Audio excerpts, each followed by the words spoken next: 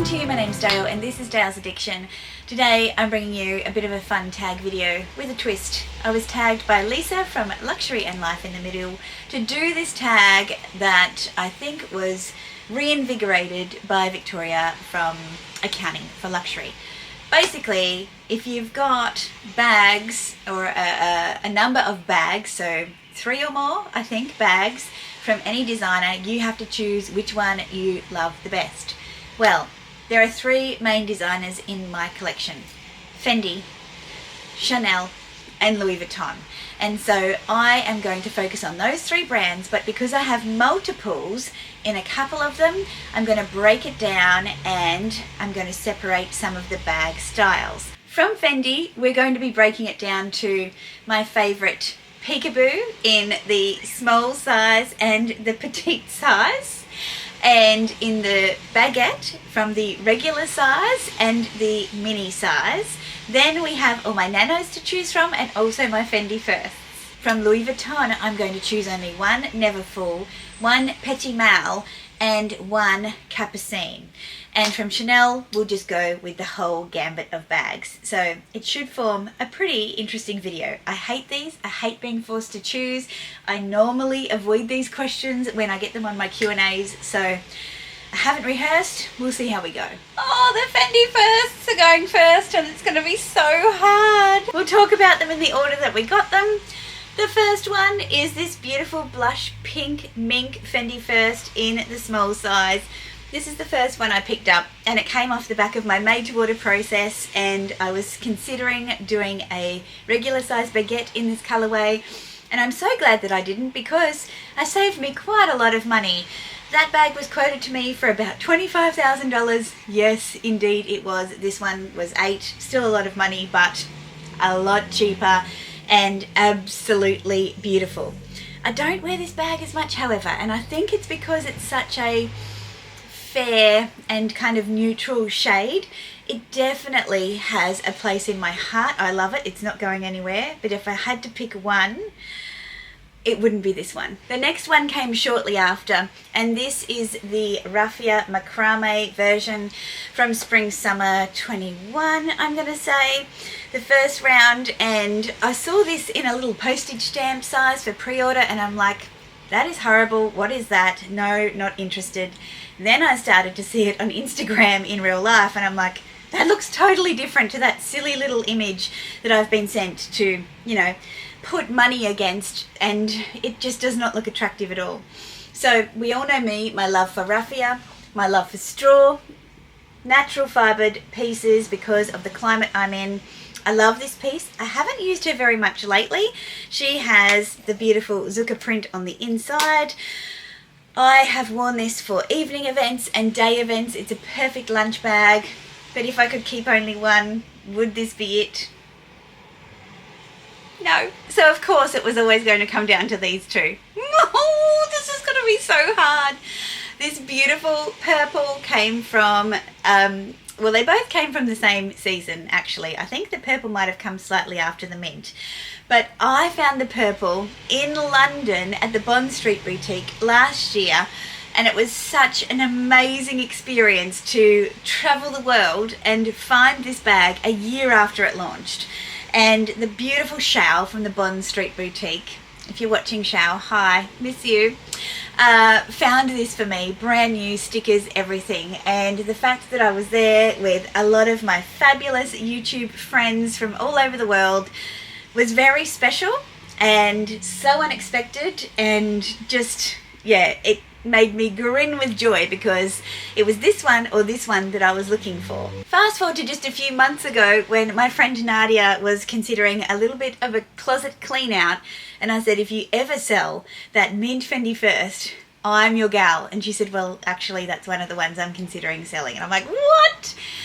She's like, yes. And I'm like, okay, tell me what you want. And yes, to purchase this from a trusted and very dear friend was super special. I knew where it had come from. It had come all the way from Bond Street. She had purchased it directly before Brexit, and so it actually came from the same place. This colour is so unique for my collection. I also have the mint baguette. Here they are, and if I get in nice and close you can see it really matches my eye colour. And yeah, I really I have feelings for this colour. I have a lot of purple. Purple's my fave, but I do have feelings for this colour. And for that reason, this is the one that I would keep. Alright, let's start with the regular size baguettes because I've got my mint out. So this one, unexpectedly, didn't really love anything from the fall winter of that year because of how things were styled. They were all very meek and very kind of beige. And it wasn't until I saw it in the boutique after the event that Fendi threw for me a couple of years back that I was like, oh, hold on a second. Seeing that with my outfit and what I'm wearing gives it a whole new vibe for me because I was wearing it with hot pink, I think. And the contrast was really beautiful. And so that got me thinking about this piece differently. And I have to say that's been a big lesson for me in terms of seeing collections styled the way that the houses have styled them versus kind of imagining them in my wardrobe. So this one really changed the game for me in terms of colour, and for that reason it's very dear to me. This was a recent addition. This is from the 25th anniversary of the baguette. It is the Astrakhan Beauty in the multicolour, an absolute feature of Fendi's house expertise in the area of fur. This one is from a little sheepy sheep and it is just gorgeous. I have to say, as much as I adore this and what a piece of art it is, it's not going to be the one bag that I keep. The next one is also from the 25th re-edition and it's the beautiful mirror baguette reimagined in these gorgeous mauvey colours and pastels with the mirrors, and of course the water snake, which is, you know, a feature that kind of divides the nation. Not really the nation, but the bag lovers. An absolutely beautiful piece. I pre-ordered. I absolutely wanted to get it, but it's not going to be the only one that I keep. So remember, the mint is still in play. This is where things get tricky. The next one is my gorgeous mohair baguette that I fell in love with on a trip to Fendi in Sydney with Meredith and Connor and Sapna, and I could not leave it alone. I could not leave it alone. I ended up finding out a way to get this bag, and I think it got ordered in from Thailand or something extravagant in the January following. So it took me a good 4 months or so to get my hands on this bag. It is such a fluffy cloud. It is beautiful and whimsy. I don't wear it very often, but it's so, so special. And then obviously for all the original Dale's Addiction followers, we have the original re-edition of the Sex and the City Purple Rain baguette. Now obviously this is not the same style that Carrie wore in Sex and the City, but it is the first of the re-editions. So 2019, 2020 I believe this one came out. This was in lieu of my ticket to New York City for my 40th birthday because we all know what happened in 2020. This bag like absolutely took my heart. It is an absolutely stunning piece, my favourite colour, the first piece that I had purchased at such a price point. It was a real evolution in my personal style and I have really enjoyed wearing this every time I wear it. So the challenge for me is, do I go for something practical that I can wear, but I've already picked this colour in the Fendi first, so let's say no. So if it's not based on practical, when you look at them together like this, how do you decide?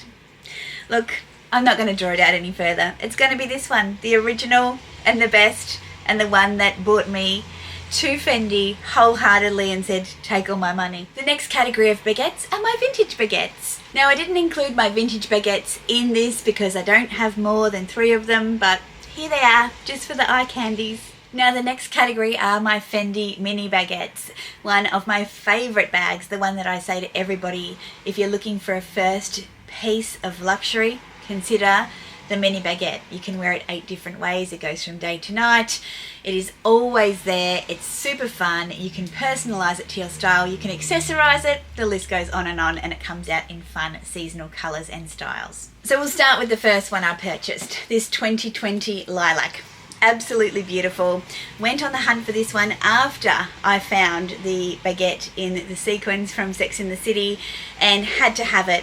I specifically chose the mini. I could have had it in the regular, it would have been easier to find, but I'm so glad I went with the mini. This bag is basically a neutral in my wardrobe. I can wear it with anything on any day. I love it. It's certainly a contender. It's definitely on the short list. Next, in the same color family, we have the gorgeous lilac sequins. Now this is from the same family as the purple Fendi First in Fox. Whew. Okay, now this one came from the cruise collection of late 2022. I bought it pre-loved. It also has this amazing pop of colour on the inside, this gorgeous blue colour, and it is super, super wearable. In fact, I took this one with me on my trip last year and wore it crossbody around London and Paris and adored it. Now, oh, look at it, it's so gorgeous. But I already have a purple sequins in my keep pile. Oh, it's very hard. But I'm going to say no, this will not be the only one I keep. The next one, this one banded me to my lovely friends over on the London trip I spoke about before. We all ended up buying something from this collection. I also had the original Sex and the City sequined baguette, so not the one from this collection in the pink, but the Sex and the City one. And I ended up selling it because I felt like it was repeated too much in my collection. But this is such a wearable piece, also like a neutral, probably the second most worn mini in my collection. I've had this one a lot longer. This one I only got, I think it was December last year. So I've had it a lot less time, but I've probably worn it a lot more. So these two are very close in the running. And then there is this metallic silver beauty. So this one came out in the holiday collection last year. It has this gorgeous like distressed looking leather. It is absolutely beautiful, yet I hardly wear it. I don't know why. I feel like it's too obviously evening-ish. I don't know, and I really prefer to wear my peekaboo in the silver colour. So it hasn't had a lot of love. Even though I love it, I just haven't worn it very much, and I don't know why. I don't know why. So it's not this one. Honourable mention to my made to order. Sits in a category of its own. There is only one of these, so this will not be considered as part of the mini baguette collection because it's not a mini baguette, it's a mini baguette trunk. So if it's between these two, oh, this is hard. I think it's going to be the fuchsia. I think it's going to be the fuchsia because I have worn this so much more often than I've worn this one in the short period of time that I've had it. So it makes sense to have something semi-practical in this only one collection, doesn't it? Surely it does. So our next category from Fendi is our petite and mini peekaboos. Here's my acid green petite peekaboo. Definitely a different piece for me, but it appeals to my inner Grinch, and it's in the gorgeous Napa leather. To change this light now. It's in the gorgeous Napa leather. It really is beautiful and fun. I love it every time I wear it, but if I could have only one, I don't know if it would be this one. So then it's out of the two pinks, and they're both exotic. The first one is this beautiful fuchsia galusha I picked up last year before I went on holidays. I said no, I'm gonna leave it, I definitely don't want it, and then my beautiful sales associate from Sydney sent it to me, and I couldn't resist. I had to keep it. So it is just gorgeous. The petites are not that practical, particularly in this galusha finish. They're also not that pliable. They are very structured. And compared to this gorgeous fuchsia crocodile that I picked up pre-loved, capacity is very, very tight. I have worn this bag, a crocodile handbag, so much more than I've worn this one. This is the mini iconic. It is a bag I never ever thought I would own. It was a chance thing, scrolling Instagram and coming across it. I love wearing it. It is so wearable, and I love the fact that you can sling on a $40,000 crocodile handbag like it's nothing and make it work. I'm in love with it, and for that reason this is the one mini or petite peekaboo that I would keep. Now I only have 2 of these, but you know, just because we want to look at more bag candy, I think it's pretty obvious which small peekaboo ICU I'm going to keep, isn't it? This is the gorgeous metallic I purchased pre-loved. I love it. It is absolutely stunning and I really enjoy wearing it. But this one, this is the Violetta. It never came to Australia. It was a whole saga to get it with all of your help. And it is my most worn. It has the most glorious smile. It has the tortoiseshell details. It is full of things because I'll probably take it out with me today. I adore it. I adore this bag so much. It is an easy answer for me. This is the peekaboo. Just for fun, we're going to pick one of these little Pico and Nanos. This is a Nano peekaboo. This is a Pico, and it's also a necklace in the gorgeous raffia. But this one in the beautiful lime green python. This is the one. Now, in terms of my mini and nano baguettes, it's it's actually quite interesting. This one I purchased from Meredith's vlog sale. This little one I purchased in London. This little one Meredith purchased from London on my behalf because she got one too. This little one was a gift from Chan, a lovely subscriber of mine. And this one was a gift from Meredith. And so they are all connected in some way. But I think if I had to choose which was my favourite of the nanos, I'm going to say this one. And this ensures that I get to keep a beautiful piece of that lilac sequin. It is a very sentimental piece, a beautiful, generous gift. And of course, it had to be the one that I chose. In terms of the Picos, for the same reason, this gorgeous little shearling number from Chan, these are my 2 picks. Next we have Louis Vuitton. We have 2 petit mouths to choose from. The beautiful lilac ostrich with champagne gold hardware bought in Rome, or the beautiful purple coral in lizard metallic with champagne gold hardware bought from Brisbane or home. Rome and home.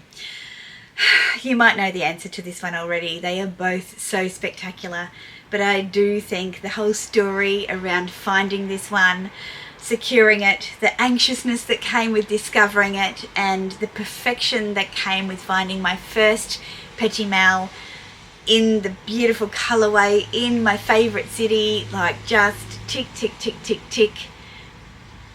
Even though this one is such a delightful second place, if I could only have one, it would be this one. Next we have the battle of the Louis Vuitton Capucine, both in the BB size. This gorgeous piece I picked up in the Brisbane boutique. I had been watching it on social media. I love the shoo handle. It took a bag that I thought was really stuffy and ladylike and made it fun and whimsy and definitely more my style.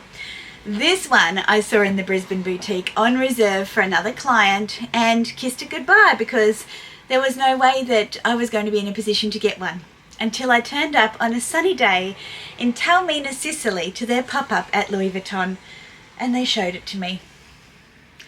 And I was done. So as much as I love them both, I have to say, this is the one that I would keep. The fact that it's more beloved by Mr. Addiction than the other one, and if you know that story, you know. But it is very special, and because of this bag, I sold my Dior wicker bag, and I have no regrets. It is just glorious. We're getting there. Next is the Battle of the Neverfulls, the MM World Tour versus the GM Classic. It's the GM.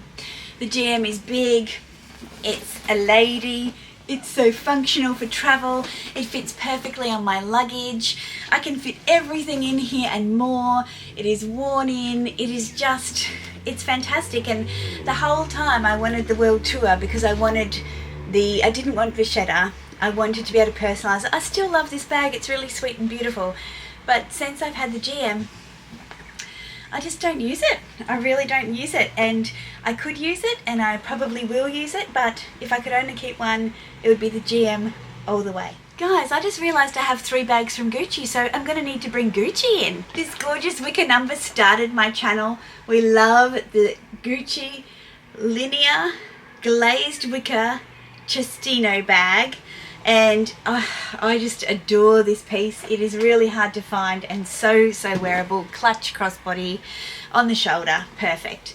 We have this Sylvie bag that I picked up pre-loved this year as part of my mob wife era for a glorious $900 in pony hair. It is just glorious. Yeah, this bag is so much fun. I'm so glad it's in my collection. I look at them all together and I'm like, they're so Gucci.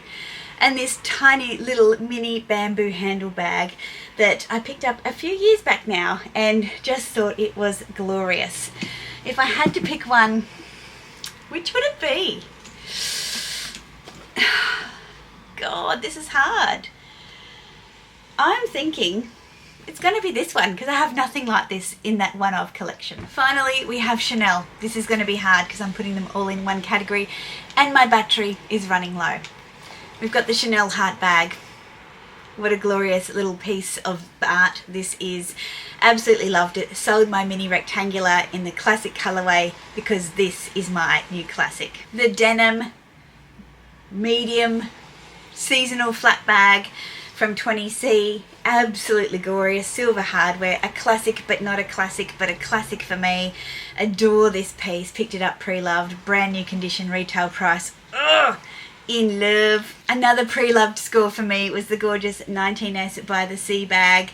This is the sands of, maybe it's Biarritz, maybe it's Saint-Tropez, who knows where it's from, Deville perhaps. Absolutely glorious piece, absolutely synonymous with that last collection from Carl. Beautiful, beautiful piece. I'm not including my wok because technically it's not a bag.